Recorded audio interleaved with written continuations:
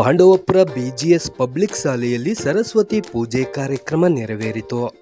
BGS Hemagiri ಶಾಖಾಮಠದ ಗೌರವ ಕಾರ್ಯದರ್ಶಿಗಳಾದ doctor JN ರಾಮಕೃಷ್ಣಗೌಡರ ನೇತೃತ್ವದಲ್ಲಿ ಶಾಲೆಯ ಆವರಣದಲ್ಲಿ ಶ್ರೀ ಬಾಲ ಗಂಗಾಧರನಾಥ ಸ್ವಾಮಿ ಪುತ್ಥಳಿಗೆ ಹೂವಿನ ಮಾಲೆಯನ್ನು ಹಾಕಿ ಪುಷ್ಪಾರ್ಚನೆಯನ್ನು ಮಾಡಲಾಯಿತು. ನಂತರ ಗಣಪತಿ ಹಾಗೂ ಸರಸ್ವತಿ ದೇವಿಯ ಮೂರ್ತಿಗೆ ಪಂಚಾಮೃತ ಅಭಿಷೇಕವನ್ನು ನೆರವೇರಿಸಿ ಮಹಾ ಮಂಗಳಾರತಿಯನ್ನು ಮಾಡಲಾಯಿತು. ಮುಖ್ಯ ಅತಿಥಿಗಳಾಗಿ ಪಾಂಡವಪುರ ತಾಲೂಕಿನ ದೊಡ್ಡಬೇಡರಹಳ್ಳಿ ಗ್ರಾಮದವರಾದ doctor Krishna Kaveri nursing home Mandya ರಾಜ್ಯ ಆಹಾರ ಆಯೋಗದ ಅಧ್ಯಕ್ಷರು ಸರಸ್ವತಿ ಪೂಜಾ ಕಾರ್ಯಕ್ರಮದಲ್ಲಿ ಭಾಗವಹಿಸಿ ಯುಕೆಜಿ ಮಕ್ಕಳಿಗೆ ಪದವಿ ಪ್ರದಾನ ಮಾಡಿ ಎಸ್ಎಸ್ಎಲ್ಸಿ ಮಕ್ಕಳ ಪರೀಕ್ಷೆ ಕುರಿತು ಮಾತನಾಡಿದರು.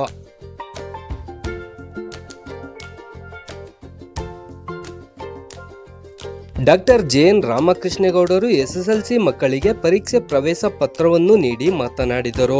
ಈ ಸಂದರ್ಭದಲ್ಲಿ ಹಿರಿಯ ಪತ್ರಕರ್ತರಾದ ಜಯರಾಮ್, ನಾಗಸುಂದರ್, ಕುಮಾರಸ್ವಾಮಿ, ಚನ್ನಮಾದೇಗೌಡ, ರವಿಕುಮಾರ್, ಸೋಫಾ ರವಿ, ಕೃಷ್ಣೇಗೌಡ, ಮಂಜು ಸೇರಿದಂತೆ ಶಾಲೆಯ ಪ್ರಾಂಶುಪಾಲರಾದ ರಾಘು ಮತ್ತು ಶಿಕ್ಷಕರು, ಮಕ್ಕಳು, ಪೋಷಕರು ಉಪಸ್ಥಿತರಿದ್ದರು.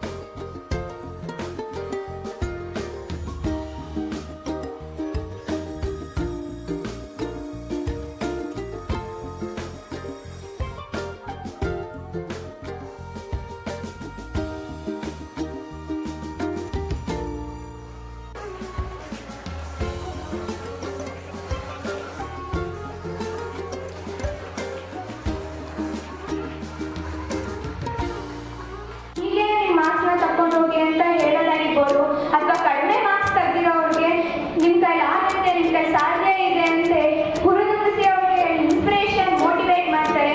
ಒಬ್ಬ ವಿದ್ಯಾರ್ಥಿಗೆ ಮೋಟಿವೇಟ್ ಮತ್ತೆ ಇನ್ಸ್ಪಿರೇಷನ್ ಬಿಟ್ಟರೆ ಇನ್ನೇನು ಬೇಕಾಗಿದೆ? ಅಷ್ಟೇ ಅಲ್ಲ, ಬಂದಾಗೆಲ್ಲ ಬಾಯಿ ಮಾಡೋದಕ್ಕೆ ಚಾಕ್ಲೇಟ್ ಆಗಿರ್ಬೋದು, ಕುಕೀಸ್ ಆಗಿರ್ಬೋದು ತಂದು ಕೊಡ್ತಾರೆ. ನಮ್ಮ ಸ್ಕೂಲಲ್ಲಿ ಬರೀ ಎಜುಕೇಶನ್ ಮಾತ್ರ ಕೊಡ್ತಾ ಇಲ್ಲ, ಅದ್ರ ಬದಲಿಗೆ ಬೇರೆ ಬೇರೆ ಪ್ರೋಗ್ರಾಮ್ಸ್ನೆಲ್ಲ ಮಾಡ್ತಾ ಇದ್ದಾರೆ. ಹೇಳಬೇಕು ಅಂದರೆ ಚಿನ್ನರ ಒಂದು ಅಮೋಘ ಪ್ರೋಗ್ರಾಮ್ ಅಲ್ಲಿ ನನಗೂ ಕೂಡ ಭಾಗವಹಿಸೋದಕ್ಕೆ ಒಂದು ಆಪರ್ಚುನಿಟಿನ ಕೊಟ್ಟಿದ್ದಾರೆ. ಇದರಿಂದ ನಮ್ಮ ಫ್ಯಾಮಿಲಿಯಲ್ಲೆಲ್ಲ ಆ ಒಂದು ಪ್ರೋಗ್ರಾಮ್ ನಾನು ಮಾತಾಡಿರೋ ರೀತಿನ ನೋಡಿ ತುಂಬಾ ಖುಷಿ ಪಟ್ಟಿದ್ದಾರೆ. ಅದಕ್ಕೋಸ್ಕರ ನಾನು ಡಾಕ್ಟರ್ ಜೆಎನ್ ರಾಮಕೃಷ್ಣಗೌಡ ಸರ್ ಅವರಿಗೆ ಥ್ಯಾಂಕ್ಸ್ನ ಹೇಳ್ತೀನಿ. ಅಷ್ಟೇ ಅಲ್ಲ, ಚಿನ್ನರ ಜನರ ಸಂತೆ ಅಂತ ಒಂದು ಪ್ರೋಗ್ರಾಮ್ನ ಮಾಡಿ ಅದರಲ್ಲಿ PKGಯಿಂದ 10th ಸ್ಟ್ಯಾಂಡರ್ಡ್ ವರೆಗೂ ಎಲ್ಲ ಮಕ್ಕಳಿಗೂ ಭಾಗವಹಿಸಲಿಕ್ಕೆ ಅವಕಾಶ ಮಾಡಿಕೊಟ್ಟಿದ್ದಾರೆ. ಆ ಒಂದು ದಿನ ಎಲ್ಲರೂ ಪ್ರತಿಯೊಂದು ನಿಜವಾದ ಸಂತೆ ರೀತಿಯೇ ಎಲ್ಲರೂ ಓಡಾಡ್ಕೊಂಡು ಕುಂದಾಡ್ಕೊಂಡು ಎಲ್ಲ ದಿನನ ಅನುಭವಿಸಿದ್ದಾರೆ ಅಂತ ಹೇಳ್ಬೋದು. ನಮ್ಮ ಟೀಚರ್ಸ್ ಮತ್ತೆ ನಮ್ಮ ಕಾರ್ಯದರ್ಶಿಗಳು ನೀಡಿರುವಂಥ ಮಾರ್ಗದರ್ಶನ ಆಗಿರ್ಬೋದು, ಅಥವಾ ಅವ್ರು ನೀಡಿರುವಂಥ ಬೆಂಬಲ ಆಗಿರ್ಬೋದು, ಅದನ್ನು ನಾವು ಲೈಫ್ ಟೈಮ್ ಅವ್ರು ನೀಡಿರೋ ಮಾರ್ಗದರ್ಶನದಿಂದಲೇ ನಡ್ಕೊಂಡು ಹೋದರೆ ನಾವು ಒಂದು ಉನ್ನತ ಸ್ಥಾನಕ್ಕೆ ಹೋಗ್ಬೋದು. ಉನ್ನತ ಸ್ಥಾನಕ್ಕೆ ಹೋಗಲಿ ಅಂತಲೇ ಅವರು ನಮಗೆ ಒಂದು ಒಳ್ಳೆ ಮಾರ್ಗದರ್ಶನನ ನೀಡಿದ್ದಾರೆ. ಇಲ್ಲಿ ನಾವು ನೈಟ್ ಕ್ಲಾಸಲ್ಲಿ 10th ಮತ್ತು 2nd PU ಮಕ್ಕಳಿಗೆ ಸ್ಪೆಷಲ್ ಕೇರನ್ನು ತೋರಿಸಿದ್ದಾರೆ. ನಾವು ಈ ನೈಟ್ ಕ್ಲಾಸಲ್ಲಿ ತುಂಬ ಚೆನ್ನಾಗಿ ಓದ್ತಾ ಇದ್ದೀವಿ. ಓದಿ ನಮ್ಮ ಸ್ಕೂಲ್ಗೆ, ಪೇರೆಂಟ್ಸ್ಗೆ ಒಳ್ಳೆ ಗೌರವನ ಕೊಡ್ತೀವಿ. ನಾನು ಇಷ್ಟು ಮಾತಾಡೋದಕ್ಕೆ ಅವಕಾಶ ಮಾಡಿಕೊಟ್ಟೆ ಎಲ್ಲರಿಗೂ ಥ್ಯಾಂಕ್ಸ್. ನೈಟ್ ಕ್ಲಾಸ್ ಮಾಡೋರು, ನೈಟ್ ಕ್ಲಾಸ್ ಮಾಡ್ಬಿಟ್ಟು ಅವ್ರು ಗೊತ್ತು ನಾವು ಮನೆಯಲ್ಲೇ ಓದಲ್ಲ, TV ಮೊಬೈಲ್ ನೋಡ್ಕೊಂಡು ಇರ್ತಾರೆ, ಕಳ್ಳಿ ನೈಟ್ ಕ್ಲಾಸಿಗೆ ಕರ್ತಾರೆ. ಅವ್ರು ನೈಟ್ ಕ್ಲಾಸಿಗೆ ಬರೋದಂದ್ರೆ ನಾವು ಎಷ್ಟೊತ್ತು ಗಂಟೆ ಓದ್ತೀವಿ, ಅವರು ಅಷ್ಟೊತ್ತು ಗಂಟೆ ಕಾಯ್ಕೊಂಡು ಕೂಡಿಸ್ಕೊಂಡು ಎಲ್ಲ ಓದಿಸ್ತಾರೆ, ಚೆನ್ನಾಗಿ ಮೋಟಿವೇಟ್ ಮಾಡ್ತಾರೆ. ಮತ್ತು ಅವರು ಗೌಡ್ರು ಸರ್ ಪ್ರಿಪ್ರೇಟರಿ ನಡೆದಾಗೆಲ್ಲ ಯಾವ ಥರ ಟೆಸ್ಟ್ ಮಾಡಿದಾಗೆಲ್ಲ ಬರ್ತಾರೆ. ಯಾರು ಮಾರ್ಕ್ಸು ಕಡಿಮೆ ತೆಗಿದ್ರೆ ಜಾಸ್ತಿ ತೆಗಿರಿ. ಸ್ವೀಟ್ ಅಂತೂ ಮಿಸ್ಸೇ ಇಲ್ಲ. ಬರ್ಕೋ ಜಾಗಿರು ಮತ್ತು ಸಖತ್ತಾಗಿರ್ತದೆ ತಿನ್ಬೋದು.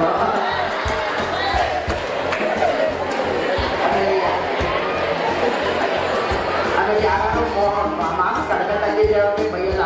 ನೀನು ಮಾರ್ಕ್ಸ್ ತೆಗಿದ್ಯಾ ಇನ್ನೂ ಮೋಟಿವೇಟ್ ಮಾಡ್ತಾರೆ. ಆಮೇಲೆ ಇನ್ಸ್ಪಿರೇಷನ್ಸ್ ಮಾಡ್ತಾರೆ. ಈ ಮಾತಾಡೋದನ್ನ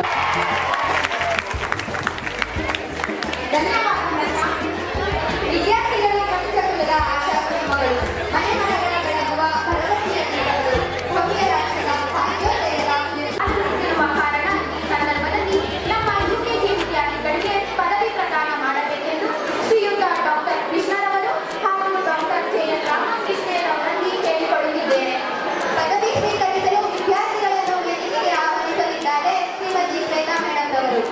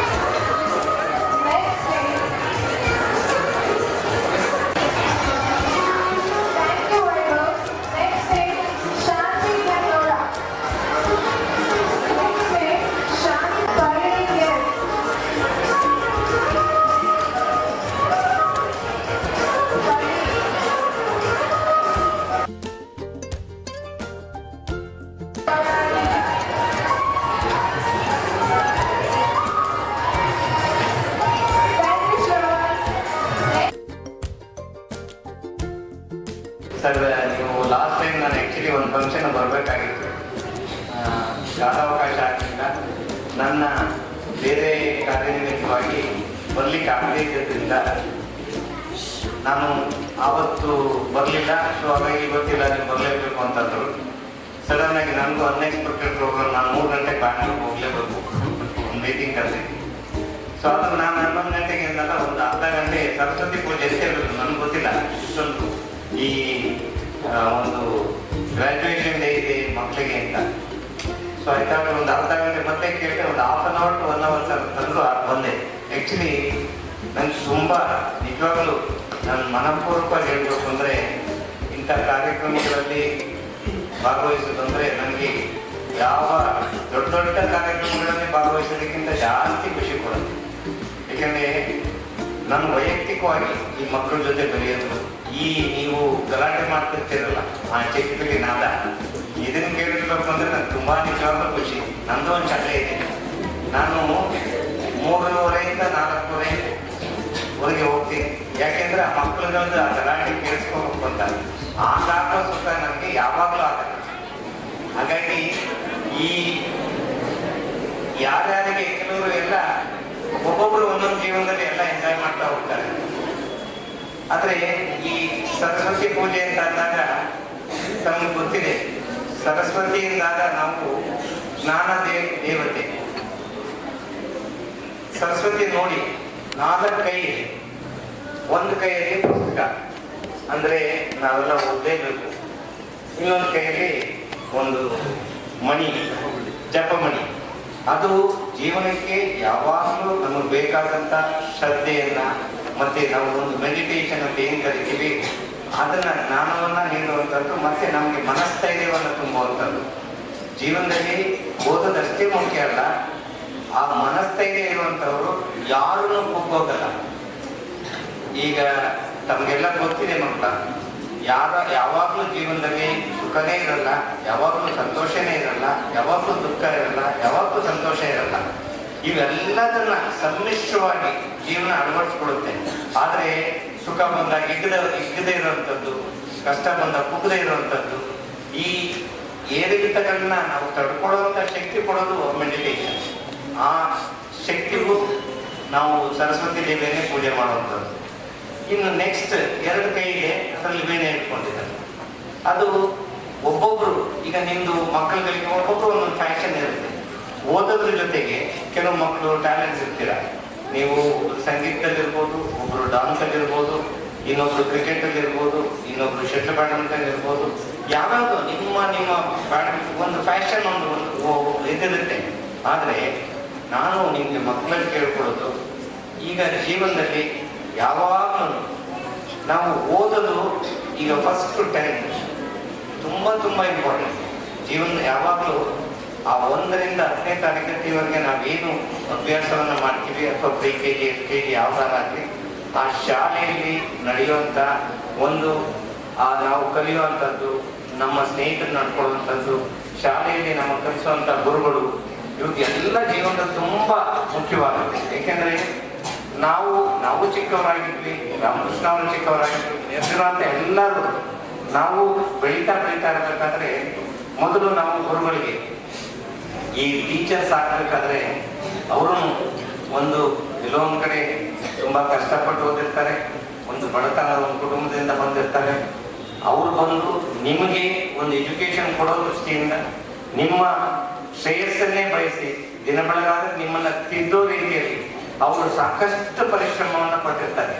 ಯಾವುದೇ ಶಾಲೆಯಲ್ಲಿ 4 ಸ್ತಂಭಗಳು, ಯಾವುದು ಶಾಲೆ ಆದರೂ ಅಷ್ಟೇ, ಮೊದಲು ಶಿಕ್ಷಕರು ಚೆನ್ನಾಗಿರ್ಬೇಕು, 2ನೇದು ಮ್ಯಾನೇಜ್ಮೆಂಟ್ ಚೆನ್ನಾಗಿರ್ಬೇಕು, 3ನೇದು ಪೋಷಕರು ಚೆನ್ನಾಗಿರ್ಬೇಕು, 4ನೇದು ಎಲ್ಲರಿಗಿಂತ ಮುಖ್ಯವಾದಂಥದ್ದು ವಿದ್ಯಾರ್ಥಿಗಳು. ಈ 4 ಜನ ಇದ್ರಷ್ಟೇ ಸ್ಕೂಲ್ ಹೊಂದ್ಕೊಳ್ಳೋದಕ್ಕೆ ಸಾಧ್ಯ. ಅದರಲ್ಲಿ ಮೇಜರ್ ಪಾತ್ರ ಈ ಶಿಕ್ಷಕಿಯರು ಅವರು ವಹಿಸ್ತಾರೆ. ಯಾಕಂದ್ರೆ ಅವ್ರ ಉದ್ದೇಶನೇ ಮಕ್ಕಳನ್ನ ತಿದ್ದುವಂಥದ್ದು. ತಮಗೆಲ್ಲ ಗೊತ್ತಿದೆ, ಯಾವತ್ತು ನೀವು ತಪ್ಪು ಮಾಡ್ತೀರಾ, ಯಾವತ್ತು ನೀವು ತಪ್ಪು ದಾರಿ ಹೋಗ್ತೀರಾ, ಆಗ ಟೀಚರ್ಸ್ ಎಲ್ಲ ನಿಮಗೆ ಬೈದು ಬುದ್ಧಿ ಹೇಳಿರ್ತಾರೆ. ಅದರಲ್ಲೂ ನೀವೇನಾದ್ರೂ ತುಂಟತನ ಅಥವಾ ಬೇರೆ ಜಾಸ್ತಿ ಮಾಡಿದಾಗ ಕೆಲವು ಶಿಕ್ಷೆಯನ್ನು ಕೊಟ್ಟಿರ್ಬೋದು, ಹೊಡೆದಿರ್ಬೋದು. ಆದರೆ ಅದನ್ನೆಲ್ಲ ನೀವು ಈಗ SSLC ಮಕ್ಕಳು ಬಿಟ್ಟು ಹೋಗ್ತಾ ಇದ್ದೀರಾ.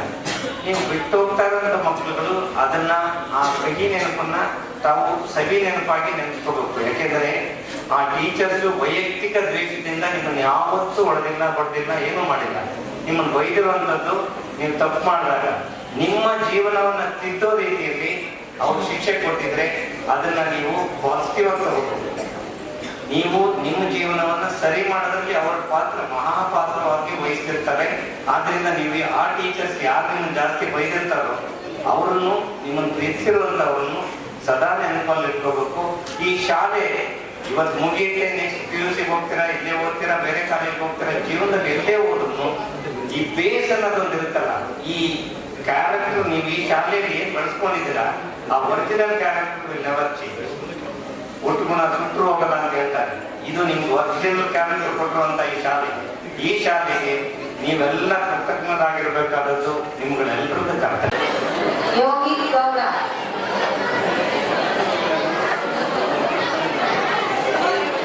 ಶಿವತೇಜ್ ಗೌಡ, ತೇಜೇಗೌಡ,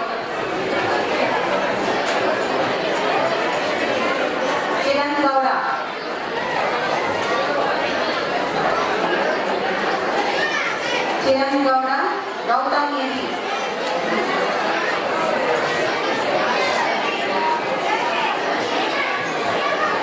ದೀಕ್ಷಿತಾ,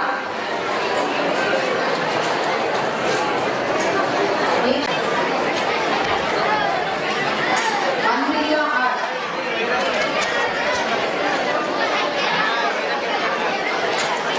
ಮಂದಿತಾ ಮಂಜಣ್ಣ,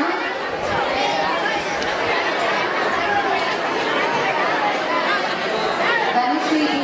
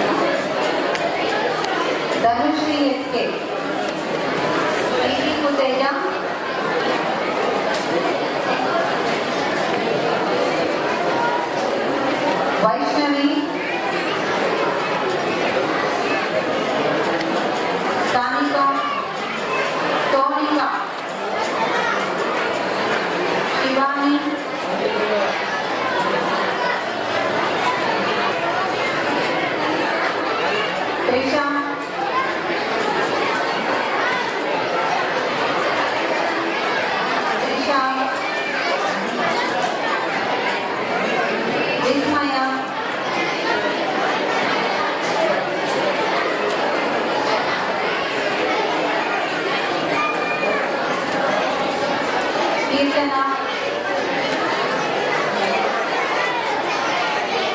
ಲಕ್ಷ್ಮಿ, ಮೌಲ್ಯ KS, ಸ್ನೇಹ,